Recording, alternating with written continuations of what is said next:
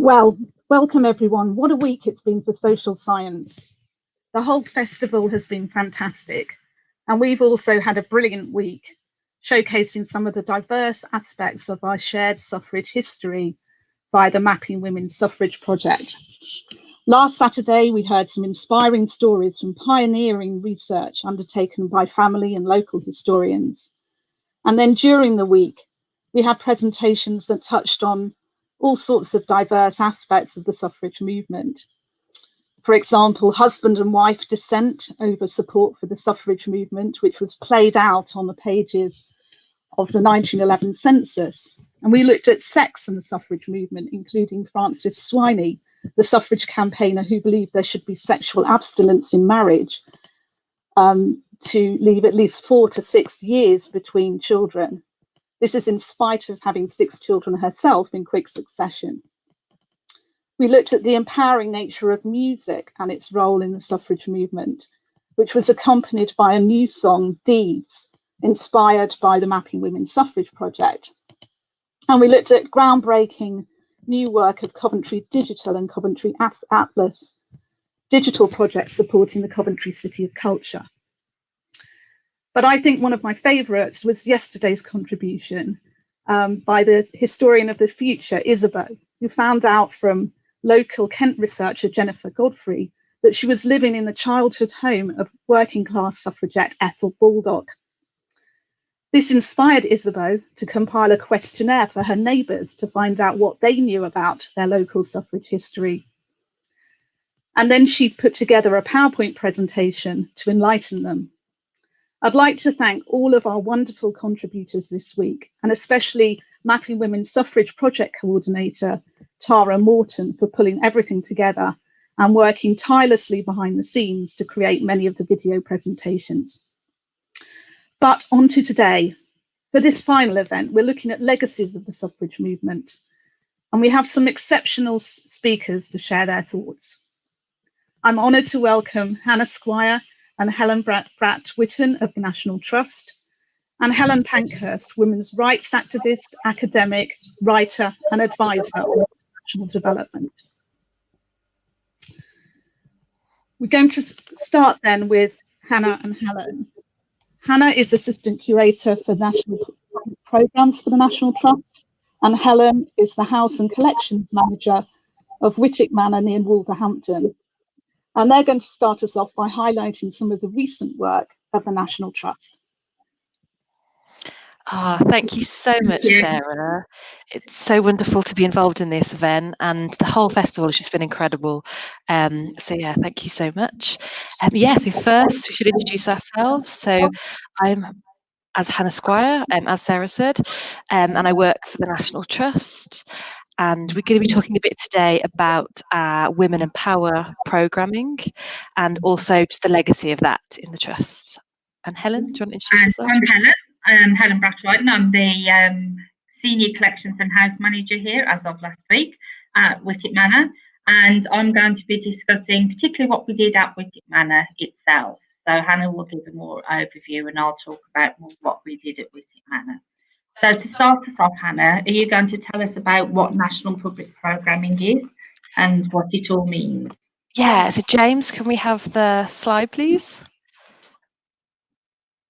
Okay, so just to say, so this is the first slide, and this is a lovely photograph of 2 of the key figures we'll be talking about. So this is Geoffrey and Florence Mander with their children in the Great Parlour at Wightwick Manor. And what's lovely actually is the painting in the background you can see just behind Geoffrey's head is actually by a women artist, and we'll be talking about the exceptional women artist collection at Wightwick as well. So yeah, next slide, please. Yeah, so I want to talk a bit about an overview, a bit of a context of the National Trust's kind of involvement. So the National Public Programming team began in 2017, led by curator Rachel Lennon, and it was to look at 3 anniversaries, big anniversaries. So in 2017, it was 50 years since the partial decriminalisation of homosexuality, and we led a programme called Prejudice and Pride. Helen, I don't know if you wanted to briefly talk a bit about Wightwick's involvement. Yes, initially we were going to, because it was the first time the Trust had ever done that public programming, so we were going to do it quite light touch here, kind of developed as the year went on to ended up being quite a significant part of the campaign.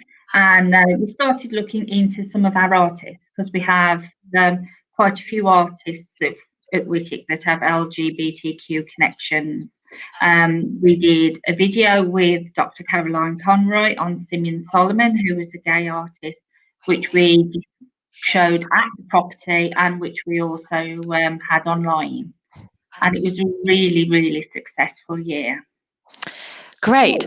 And then, yeah, in 2018, obviously with the centenary of the 1918 Representation of the People Act, we had a really successful and really interesting year. So nearly 3 million visitors attended National Trust Women in Power events, exhibitions, installations. 88 National Trust properties got involved in some form. And yeah, so there's some really interesting key stories. So we released a podcast, a guidebook. It ranges from down the road at Dudmaston in Shropshire. We have Violet Ann Bland, who was a kitchen maid there, who became involved in the WSPU. She was imprisoned and force-fed. To we have Lady Edith, who you can see actually in the image here for Women in Power, from Mount Stewart in Northern Ireland, who was an ardent suffragist and a writer and a speaker. And then in 2019, to finish this kind of 3-year programme, it was the 200th anniversary of the Peterloo Massacre, and we looked at people coming together to fight for their rights in our landscape. So these were kind of meant as 3 separate years, but also it was really a springboard to continue to highlight and to tell these diverse range of stories more in the future. So yeah, if we could go on to the next slide, please, James. So I want to briefly talk about, so Women in Power, as well as those suffrage stories I mentioned, there are some other kind of, we looked generally in the Trust at women's agency, uncovering more of their stories and really celebrating, commemorating and highlighting. So the top image you can see is at Killerton. And it was kind of a family divided by politics. So that looked at the suffrage movement. So we looked at the Acklands, and Eleanor Ackland was a leading suffragist campaigner in direct opposition to her Aunt Gertrude, who was anti-suffrage. So you can imagine the conversations in that family. Just below that, you can see the portrait of Bess of Hardwick and Mary Beard. So at Hardwick Hall in Derbyshire, they looked at Bess of Hardwick and how the issues she dealt with 400 years ago as a powerful woman in society, still we can relate to those issues today. And they commissioned 20 portraits of women today who kind of responded to her story. And then on the right, we have the story at Tintersfields that really looked at Hannah More, and they had Holly Caulfield Carr, you can see there standing up, who was their poet in residence, who looked at women's representation and women's voices as environmentalists and poets, both in the past and today. So that's kind of an overview of some of the different ways that we sort of celebrated and looked at women's stories in 2018 in the National Trust. Okay, if you can go on to the next slide, please. So as we're kind of focusing, looking a bit at one particular property at Wightwick Manor, I thought Helen's collection house manager could really start by just telling us a bit about the place for people that have no idea about the property. So Helen, over to you. So Wightwick Manor, as you can see in these beautiful photographs, was built in 1887. So the Manor family, who were a local industrialist family of the liberal persuasion. So Wightwick was very much furnished and decorated under the influence of the House Beautiful lecture. So Theodore and his wife Flora had been to Oscar Wilde's House Beautiful lecture in Wolverhampton. Theodore took his notebook, wrote loads of notes, and the house really kind of furnished and decorated under that influence. If you'd been to the House Beautiful lecture and you've got nice deep pockets like the Manders, there were 2 shops of choice. You either went to Liberty on Regent Street or Morris & Co on Oxford Street. And our family went to the Morris Company. They were readers of Ruskin, so they're very interested in, you know, art and environmentalism. And they filled the house with these beautiful Morris interiors, which it is so famous for now. The art collection that we have at Wightwick, we have this amazing collection of pre-Raphaelite art. That came much later. That came with the second generation of the family to live here. And that is very much a collaboration between the family and the National Trust, and that started in 1937. And we have this really unique collection of art at Wightwick, because the Mansons, although they brought a few of the big blousy oils, that wasn't particularly what they were interested in. They loved art that had a story, and they loved art that had connections, whether they were literary connections or biographical connections, which means our art really tells different stories. But also, a lot of the art that they brought, they acquired from descendants of the pre-Raphaelite artists themselves, which brought a much wider field of artists into their view, which now means that Wightwick has this amazing collection of art created by women. And we actually have the art of 13 female artists on permanent display at Wightwick, which is really quite unique when you consider that the National Gallery only has 13 female artists, and it's much bigger than Wightwick. So can we have the next slide, please? So, Helen, can you tell us a bit more about the artists, female artists at Wightwick?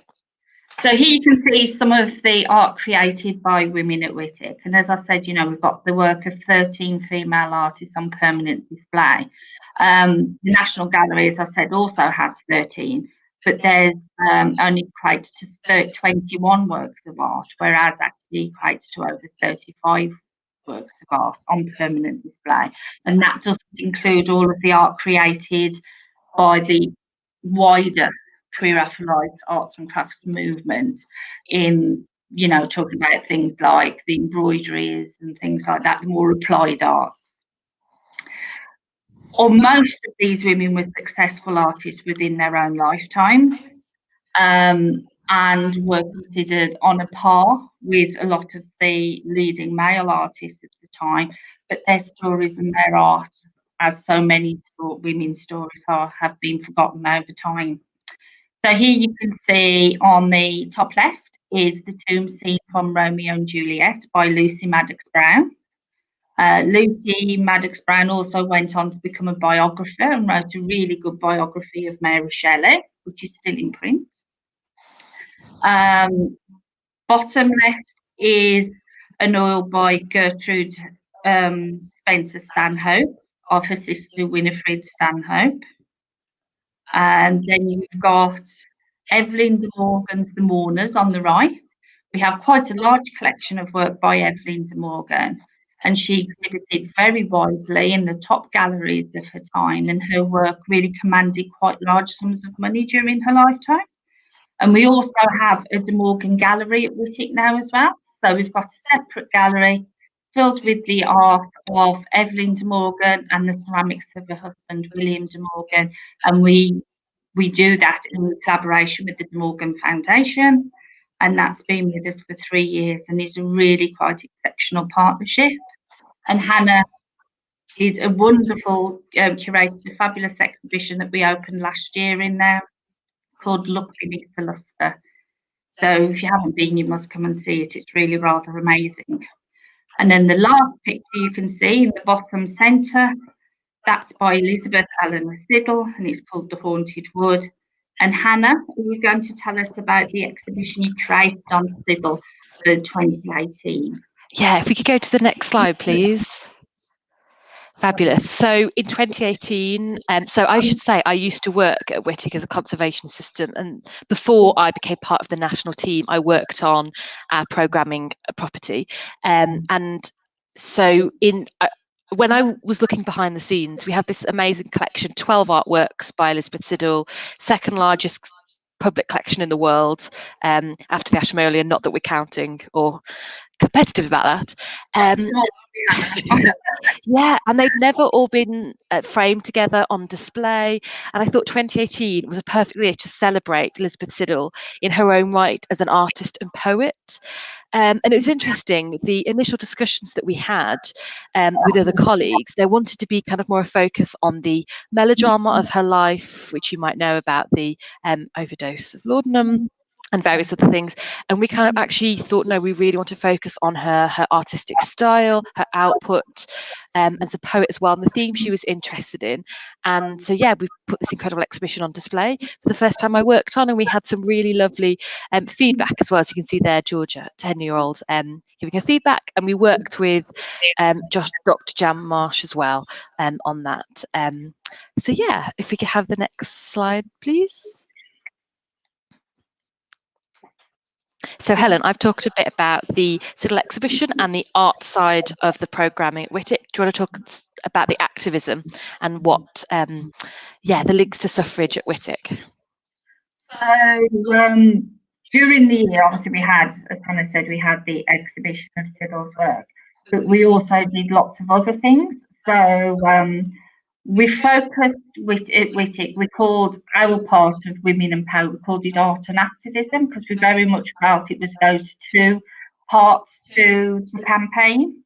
So we had a wonderful badge, as you can see at the top left, created based on the suffrage badge that we gave to volunteers and to staff and to visitors, which everybody really enjoyed.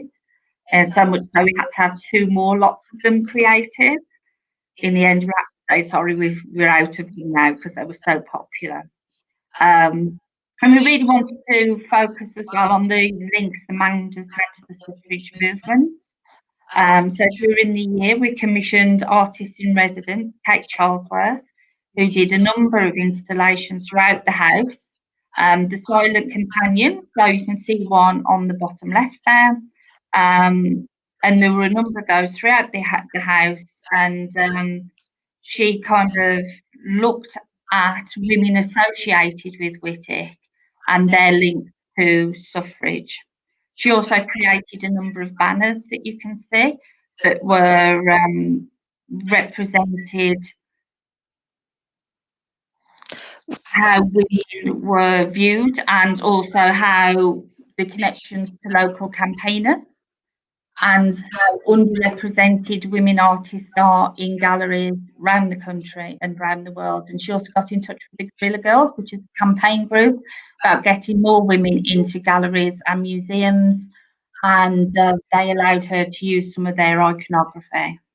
And you worked quite closely with Kate, didn't you, Hannah? Yeah, it was really good to kind of explore and to research more of the women associated with Wightwick, both the family and also the artists, writers, poets, various people. And one last thing to say about this slide, the image, the top middle, was the volunteers spontaneously decided to create a play, actually particularly looking at Emmeline Pankhurst at Wightwick, and they put this on, they did it all themselves, and they had like visitor participation. So that was kind of really lovely interactive thing to see as well. So yes, it was absolutely amazing. And Emma, Sam Rather, who you can see in the front right, she wrote it, and it's based on the trial of Emmeline Pankhurst. It was initially only meant to be performed once, and I think they performed it about 7 or 8 times throughout the year.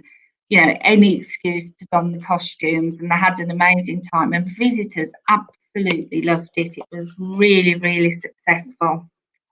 And also we put around the house a number of statistics, so in little frames around the house.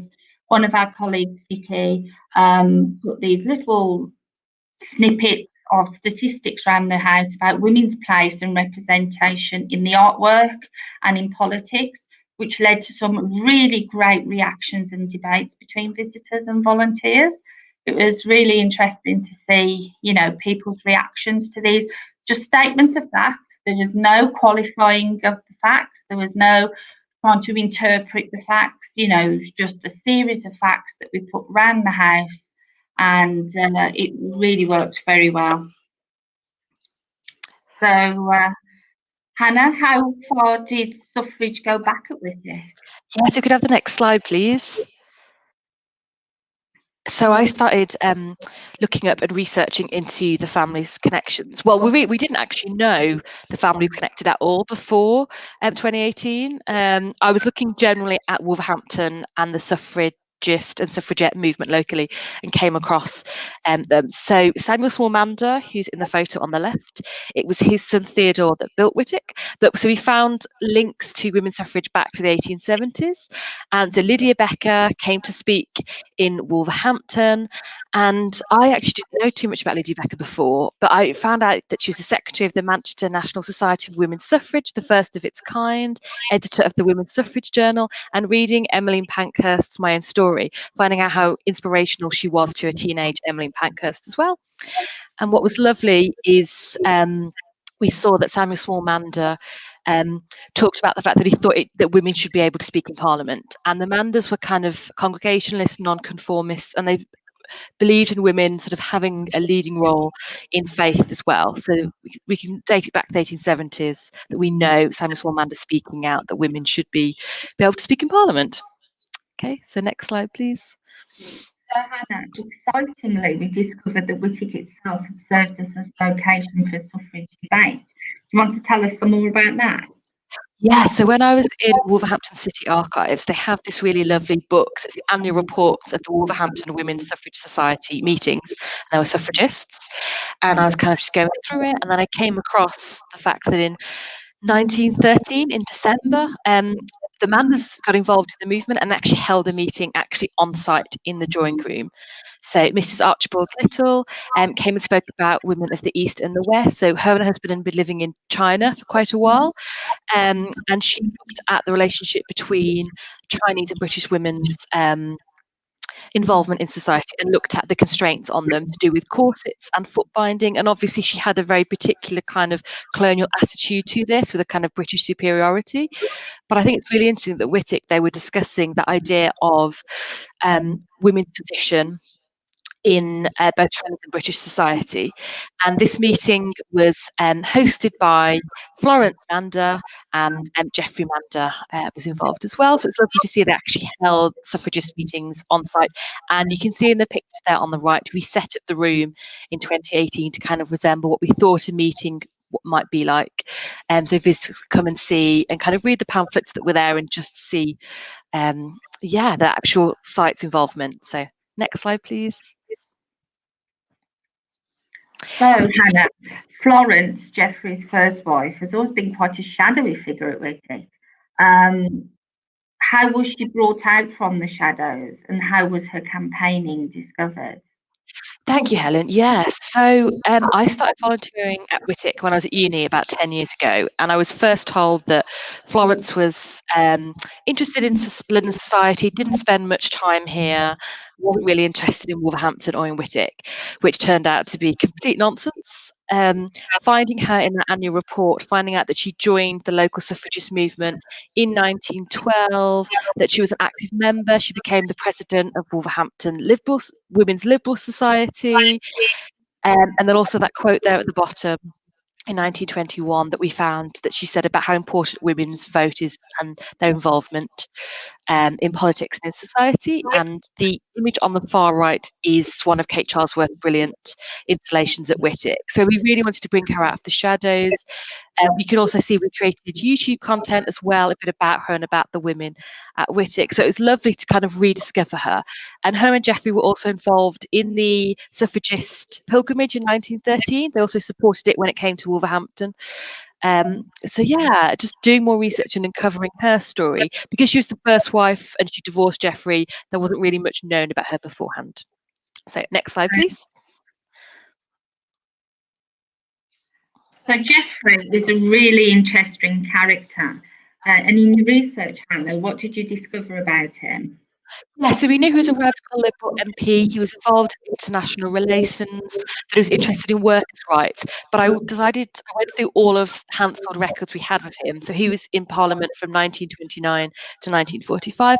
And it's amazing how often he talks up women's issues and about women's rights. So he wanted more women magistrates, more women policemen, restrictions on hours for laundry workers, increased maternity benefit, more than paternity accommodation. You can see here on the right, this is an example of one of his speeches. He also, I thought was really lovely, in 1931, he put forward a domestic service bill to kind of look at female domestic workers and how they were being treated, and specifically in terms of suffrage. He spoke out quite often about he thought women in the early 1910s that women over the age of 21 should all be able to vote. So it was lovely to discover this other kind of side of him that we didn't know about. So next slide, please.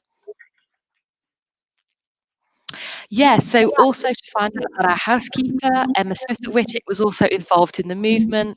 When I was transcribing her letters with Elizabeth Taylor, a colleague of mine, we came across that she went in 1900 to this lecture given by Sarah Grand, who is this writer and activist who coined the term New Woman, who wrote some really interesting novels. And I discovered in the local paper that this is a quote from the talk that she gave, and it was really great that our housekeeper, as well as Wightwick, was involved in these debates, attending these meetings. So that was something new we discovered as well. So next slide, please. That was really unusual for the time, though, wasn't it? That the Manders actually encouraged her to go to this talk. Definitely, yeah, Helen, that's really good.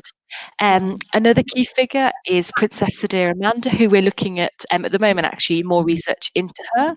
So Princess Sadira, the daughter of the Maharaja Maharina of Kush Mahal, married, so Geoffrey Amanda, who inherited Wightwick. His younger brother Alan married Sadira in 1914, and Sophie Duncan and Rachel Lennon, their research, they uncovered that she campaigned for better relations between England and India. She spoke out for Indian women's rights to vote.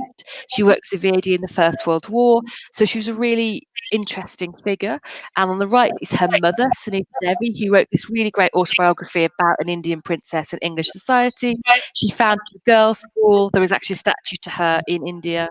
So yeah, to have these connections as well that we're exploring. Next slide, please.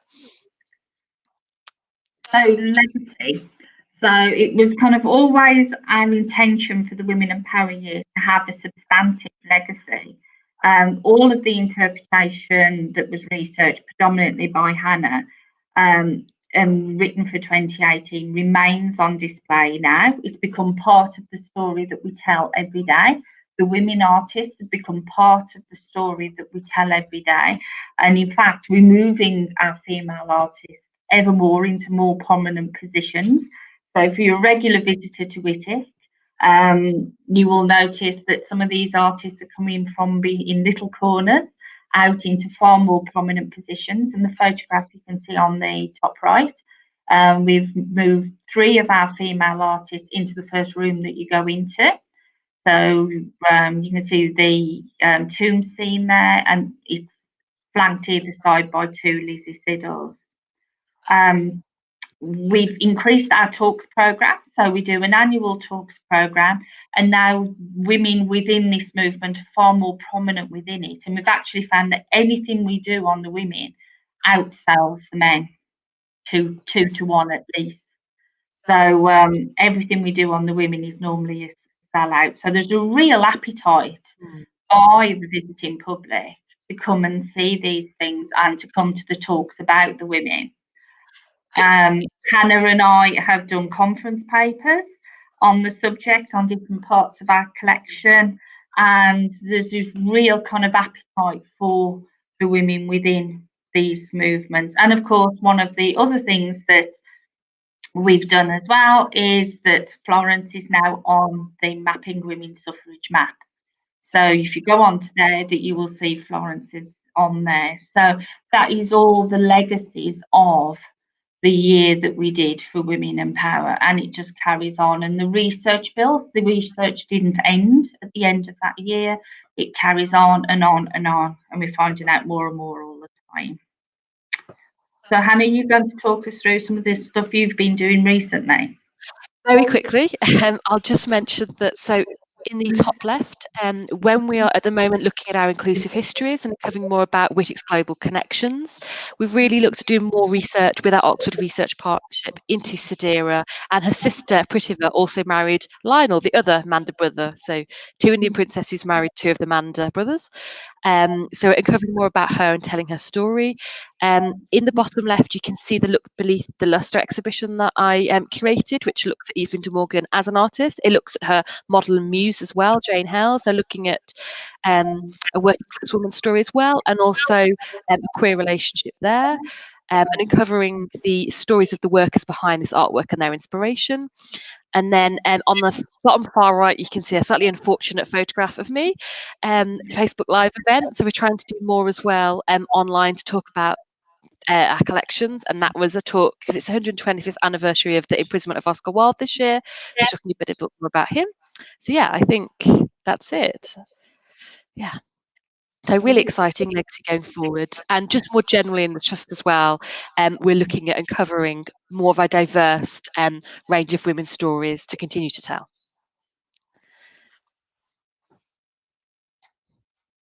Oh, Sarah, I think you're on mute. Yes, thank you. I did mute myself so that I didn't interrupt you. But that was a fantastic presentation. Thank you so much, Hannah and Helen. But before we have a wider discussion of some of the issues that you've raised about diverse histories and the way that they're communicated and disseminated to the public, I'd like to bring in Helen Pankhurst if we can. So I'm really pleased to welcome Helen, who, as I've said, is a scholar, a writer, a women's activist, and I guess, Helen, this question I'm going to ask you first. It's one that you hear a lot, but I know your grandmother Sylvia died before you were born, but I wondered whether your own activism today has been inspired by the suffrage movement and your illustrious relatives in particular. Hi, and good evening, everybody. Yes, very much Sylvia was an influence for me, both because of the suffragette background, but also because she then she got involved in so many different issues and ended up living in Ethiopia, which is where I was born. So that interest in international issues and issues of justice, of valuing the culture of a different country, of Pan-Africanism, so many other things that Sylvia brought, but also intrinsically that feminism, which I, as a young woman, felt was still something that we needed to campaign about. So I've been very privileged to have that background, and it's very much molded everything that I've done. Thank you so much. And I'd like to say that anyone can ask questions. So if you've got any questions for any of our speakers today, please put them in the chat and I'll keep an eye on that and make sure that I feed them in. But we did ask for a few advanced questions, and I've got another follow-up one for you, Helen, from Jennifer Godfrey. And she asks, how does it make you feel to be speaking at a festival, hearing about even more stories of all those people from a wide variety of backgrounds that met and interacted and followed your great-grandmother? Have you got any favourite accounts of Emmeline?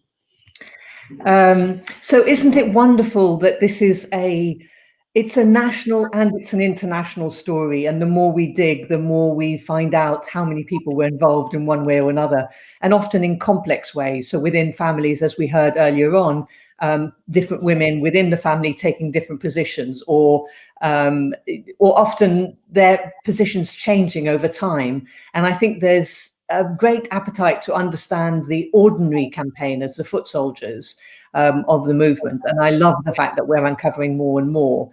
In terms of the link to Emmeline and my grandmother and great-grandmother, it's always, for me, lovely how excited people are to meet me because of that link to history, that link with the surname, that link with the kind of genetic factors, and just the enthusiasm. And in particular, youngsters, the 10, 11-year-old girls who come up to me and say, I really look up to one or other of them, and so on. So that's been, it's a joy to see that enthusiasm and that link to history, which there's so few examples of it still. We need a lot more of it, and the suffragettes and the suffragists are a big part of that story for many people. In terms of anecdotes, the one that comes to mind at the moment, which just makes me laugh, is the one of whether true or not, that somebody said, what would Emmeline, what would God make of Emmeline's antics? Put very derogatory, to which her response, of course, was, I'm sure she would approve. Yeah, I mean, they're such larger than life characters. Both Emmeline, Christabel, and Sylvia, of course, and very different perspectives and views. So there are just fantastic stories. But I've got a more sort of current question that I'd like to throw out. Perhaps I could ask Hannah or Helen from National Trust to go first on this one, and it's about statues. So you will know, you'll have known that this week there's been quite a lot of discussion in the press about a new statue of Mary Wollstonecraft. But I wondered, I mean, statues are such a hot topic of debate, and they have been this summer, from the tearing down of Colston statue in Bristol to, as I say, the current discussion about Mary Wollstonecraft. So what are your views about statues of historical figures? Should we be erecting more of them, or should we be tearing them down? Ooh. Do you want to go first, Helen? Or this is my personal opinion. It's not the opinion of the National Trust. Is that we don't learn history from statues. First of all, we learn history from books and archives. But even though we don't learn history from statues, I think that it is important that there should be more women represented in statues. There can be a lot of debate on the quality of public art. So whether the statue of Mary Wollstonecraft is good quality public art, that is a matter of debate. But there should be more women represented, because if you looked at statues and took them as history, there would only be rich white men who lived in the past, and Queen Victoria would be the only woman. So, you know, I think it's important that we get more representation of women in our public spaces, but I don't necessarily believe that we learn history from them. But I think it's important that more women should be there. yeah, I was kind of reiterate. I've been listening to lots of debates recently, and I think David Olusogo, kind of to reiterate what Helen said, that idea that statues aren't always particularly great at telling history, and the position of them is interesting, whether to be in museums or whether out in public space. Once again, this is my opinion, not the Trust, but we're having some interesting discussions in the Trust as well with our statues and how we interpret, how we display them at the moment, which are sort of ongoing. But I think definitely we should have more women in public space statues of real women, not sort of mythical fantasy creatures, but really look at how we represent them. But there's definitely a power dynamic in these spaces. And I know for myself and my childhood, walking around and kind of seeing representations, how important they are in our public spaces, and also to make sure they're as intersectional as possible, to look at lots of different women's stories. So yeah, I think it is important to have more. Yeah. Yeah, a lot I'd like to say. Let me start by saying that I wish that there were more, to just add to what Hannah's just said, I wish that there were more of a variety of voices and perspectives of history that were represented symbolically through statues. And for example, there's been a long campaign to have one of Sylvia Pankhurst, and interestingly, there isn't one of her, and there are two of Emmeline. And it's for political reasons. Sylvia represented a much more left-wing position, and a more unacceptable one, because she challenged the state in many ways, not just in the suffragette activism. And therefore, it's been harder to get money to support her position. So, you know, that point of who has the money and who is part of the establishment and then visible, and who isn't. And I think over time, what's really interesting is when you retell the story in a more nuanced way. So your powerful slave owner man you can do very interesting things by putting other images next to or information by that statue to tell the wider story of who is abused and who has power, etc. There are also very interesting feminist ways in which this has been done. So, for example, with knitted jumpers on some of the male statues in some, I think this was in Manchester, and in the I can't remember exactly where, but there was this whole exhibition of knitted jumpers on every single statue of a white man. So lots of ways in which we could be doing it differently. I also think that there's been this question about whether statues of women should be conceptualized differently in some ways. And I know that when the Emmeline statue in Manchester was being thought about, and I was involved in the panel on that, there was this idea that we didn't want her to be up at a distance on some large plinth and at a much larger scale, that having her closer to people, and in this case on a chair, surrounded by a meeting circle, where people could approach and be closer to her, felt like a more feminist perspective. And also there was this attempt to show both her frailty and her power, and so not to use the statue in a slightly different way. Moving on briefly to the very controversial one right now of Mary Wollstonecraft. I mean, there was actually a competition and two designs were put forward. One was a very conventional one, and the other is the one that won that voting procedure, which was a more symbolic idea of how to represent the birth of feminism, symbolically what she represents. And a lot of people have hated it. A lot of people have not liked the nudity of the figure at the front, or the symbolic description of this emergence. But it has created massive controversy, massive visibility. And I personally feel sorry for those organizers of the campaign, because I think they put their heart into it. And it's very easy to knock, it's very easy to criticize, and possibly question mark, is it easier to do it when you're trying to do something differently? So in my view, we can like or dislike, but let's have a really interesting debate about it without resorting to really rather unpleasant language around it, which I think is unfortunately what seems to have happened with that statue. But it's been lovely to see a lot of the discussions all the same, and you know, the amount of visibility that particular statue has gained, I think has been incredible. And I hope that it leads beyond the is it a good statue or not, to who was she, what did she do, why is she important? I think as well, occupying that public space, it's amazingly how emotive it is. So I went the day the Millicent Fawcett statue was unveiled, and I just broke down. And it wasn't only me, there were others. I started to cry just to have her in that space, Parliament, and to have her surrounded in a dialogue with those other sculptures created by men. It just showed to me how important it is to feel like you're a part of that geography.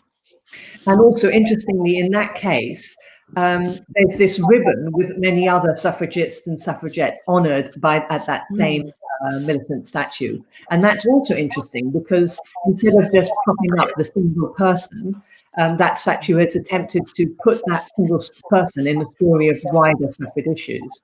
By the way, one of the other initiatives is where you have a single man on a statue, is to have a story of who the women are that made that man able to be the person that he was. That's another kind of way of contextualizing the story and giving it a richer history. I mean, we're quite lucky here in this part of the Midlands in that we do have some really interesting public art that depicts women. In one of the Black Country villages called Bilston, there's an absolute fabulous, huge statue of women miners, of a woman miner. So the head is actually an anvil. It's quite conceptual about the metal bashing of the Black Country. And then stripped to the waist, women miners were stripped to the waist. And huge statue, and it's quite beloved in the area. It's quite interesting that it hasn't caused any controversy, and that it's really, really quite a prominent statue within the area. I waffled a bit then.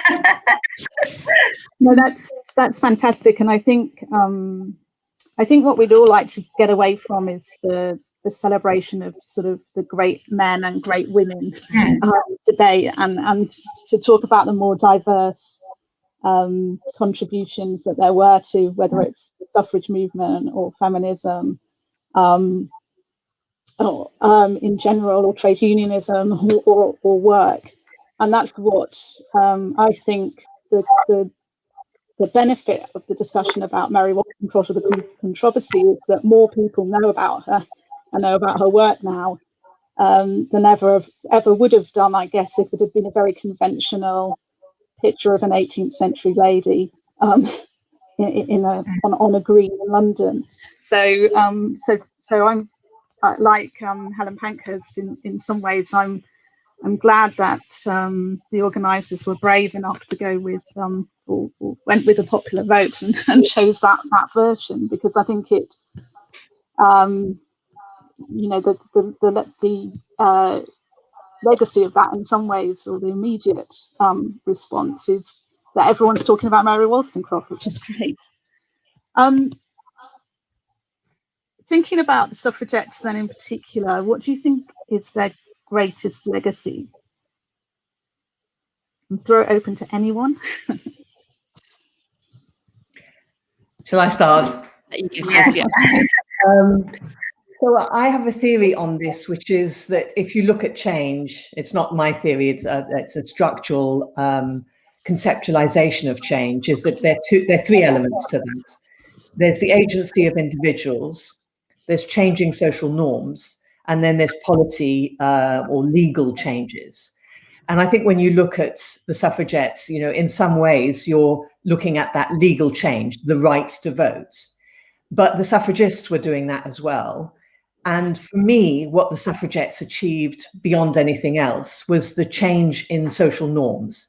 They created this massive discussion around the rights for women and the position of women in society. And they did that through the agency, through the really, really powerful agency of individuals saying, no, not good enough. We are going to change things and we will make a difference. So that combination between this real active agency of individuals that changed social norms in such a powerful way that 100 and more years later, they're the ones that still appeal. And it's not because of that change in the law, it's because of the change in social norms and the agency of these amazing women. Yeah, I completely agree. I think it's that idea for me, it's that collective coming together to fight for a common cause, and the various and diverse kind of range you do that, whether that's the kind of the art that you create, the writing that you put out there, the different avenues you do that. But I think it's definitely that idea of collectively kind of coming together as women, and a diverse range of women, to kind of look at a wide range of issues, so not just the vote, but kind of how, as Helen Pankhurst said, like the whole structure of society and how women were treated in a diversity of ways. So I think it's that collective conscious. And I was thinking, with the suffragettes as opposed to the suffragists, is that, the suffrage campaigns have been going on for a long time and nothing had changed. Nothing had moved forward. They were in exactly the same position that they were 30 years before. And it was only really with the suffrage militancy that I think really publicised women's suffrage, put it on the front page of the newspapers, where they were lucky to get many reports into what they were doing peacefully. And I think, at the end of the day, nobody gives you anything, you have to fight for it. Mm. All through history, with the extension of men's suffrage and, with fighting for freedom, with India fighting for freedom from the British Empire, is that it wasn't given to them. They had to fight for it peacefully, but they fought for it. They had demonstrations. And I think the suffrage militancy is very much part of that, is that, you have to fight for what we want. And these women did, and they were incredibly brave. And I think that's why we're still talking about them today, and why their story is so current, is, you know, these women risk their lives, they risk their health to give us the vote. It's certainly the case that it's demonstrated how adding disruption into established political norms can have a greater effect than sort of being incorporated into an established discourse, particularly when you're a minority or generally excluded from it. And I think that to me is a lesson that's been taken up by quite a lot of current campaigners to some extent. But as we focus on the suffragettes or on the suffragists, there's a question that's coming from Susan Richardson from Manchester, and she's not a relative of mine, I'd like to say, which is about the First World War. Now, often there is a discussion about whether women got the vote after the First World War because they participated in the war effort. But Susan's question is more about whether the war, which left so many women managing families on their own, contributed to the success of the suffrage movement. Or do you think that women would have got the vote anyway? Helen. It suits the male narrative that it's the war that gave women the vote. It doesn't suit the male narrative that it's women's agency and their disruptive agency that gave women the vote. 4 years. Now, in 4 years, if there hadn't been the war, would women have got the vote earlier or not? I would put my money on they would have got it earlier. So actually the war delayed things rather than sped things up. And there's a lot of complexity around this. The fact that Emmeline and Christabel and some aspects of the suffragettes only got involved in the war effort with that quid pro quo that women would get the vote at the end of it. So, they were needed and therefore they supported the war effort, but with that full knowledge that they would be recompensed with women getting the vote at the end. Meanwhile, women get the vote for political reasons, only those who are older than 21, meaning those who are least likely to have been involved directly in the war effort. And yet the government's statement is that it's those women who were involved in the war effort, it's because they did that they get the vote. The inconsistencies in the storyline is really what I'm highlighting. So I would say that it would have happened early in any case, and it would have happened earlier. And it suits the establishment to say that it's the war that gave women the vote. And the British Empire had been in lots of wars beforehand. When you think of the Crimea, and there were lots of women that were left as widows to bring up families on their own, and we didn't get the vote then. Lots of women contributed to the war effort in the Crimea. You think of Florence Nightingale and people and her nurses going over there. We didn't get the vote then.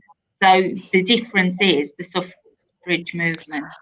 I completely agree as well about framing it by wars. I went to a girls' school and it was great in many aspects, but still everything was framed by the First World War, the Second World War, the Victorian era. Like, we only learned about the suffrage as like a kind of an adjunct to the First World War. Like, it was ridiculous. So yeah, I think framing it by wars, framing it by men's power and agency, I don't think is right or helpful. There's a question from the public, I think from Elizabeth, who says, I don't know if Emily can get this up for us, but it says, can I ask Helen to remind us that there was one Pankhurst who's not been mentioned yet? She was the first martyr for the cause in 1911 and has been forgotten except here in Brighton. Yes, so Mary Clark, Emmeline's sister, died as a consequence of the brutality inflicted on her while she was campaigning. And Elizabeth Dewar is one of a group. She's leading a campaign to try and get greater, and has done already a lot of work to try and get greater recognition and knowledge about her in Brighton. And that story, and she's right that we need to know more about her more broadly. But again, it's right around the country. There are so many amazing women that need to be remembered, and they might not have the Pankhurst surname, but still they were doing incredible things, both those related and those that are not related. And it's just wonderful to get more and more knowledge about these, and for local historians, local women, local girls to become interested. And I think this is where the mapping suffrage initiative is so wonderful, in that it's individual local historians, local people putting together mapping, but also putting a jigsaw puzzle together of these stories. It's wonderful. Yes, I mean, there's so many people who deserve to have recognition for the things that they did. I mean, we've had some tremendous stories this week that have been highlighted, and as you say, Helen, most of the work is being done by local communities, school children, you know, people who are just fascinated by the story and then inspired to find out that there was a suffragette or a suffragist living down their street or living in their house. And you know, I think that's what's forgotten, is there's hundreds of thousands of people who fought for the cause and also fought against the cause. You know, it was a sort of very divisive issue of the day, and it divided families, divided communities, and we need to remember, you know, that side of it as well. So it's great that there's this campaign in Brighton, and I hope if we haven't got her on the map, we'll get her on the map quickly.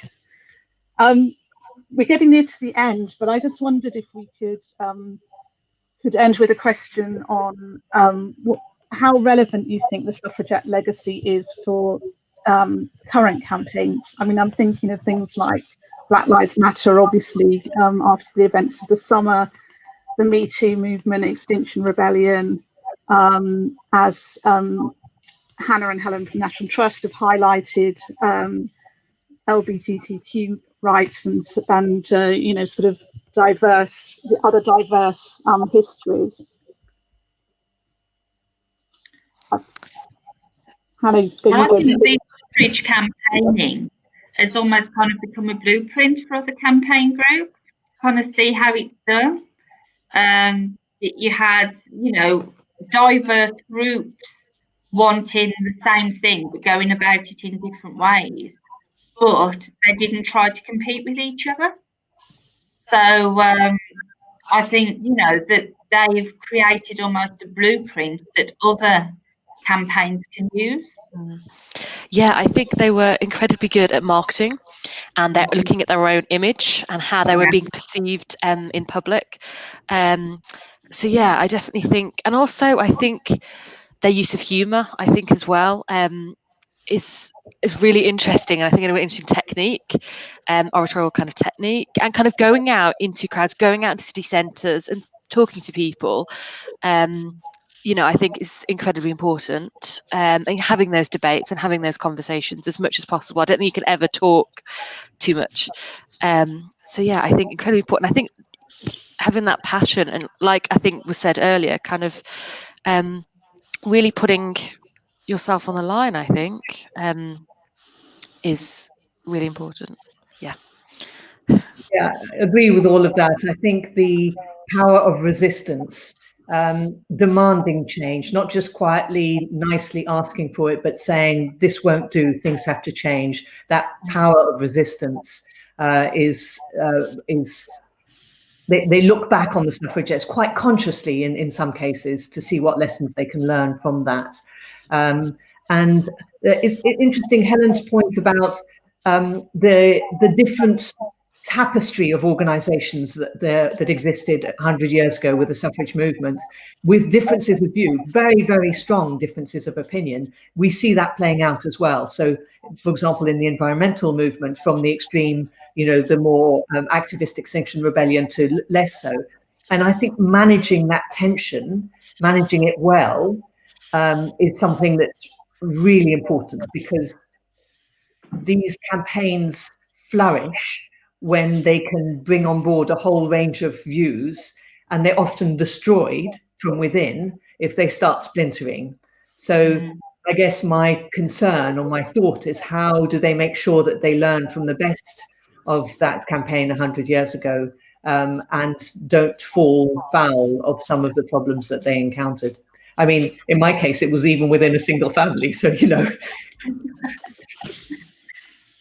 Well, thank you so much, Helen and Hannah, for joining us to have this really interesting discussion about the legacies of the suffrage movement, and for bringing to the fore some of the work that the National Trust is doing in trying to diversify our understanding of histories, but also to showcase some of its collections, which I think are probably much less well known than the sort of iconic, massive, country houses and things like that. So within the walls of those houses, there's often really interesting histories from the housekeepers, as you've said, to